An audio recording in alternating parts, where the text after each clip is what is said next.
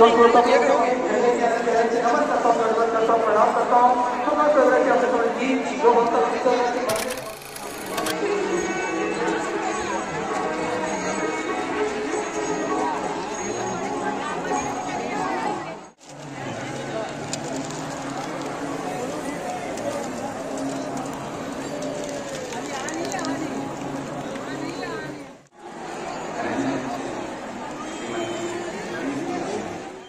दूर का नजर आता है, पर चश्मे से हम जो देख रहे हैं हम उसको स्पर्श कर सकते हैं, छू सकते हैं और उसको हाथ में लगा सकते हैं।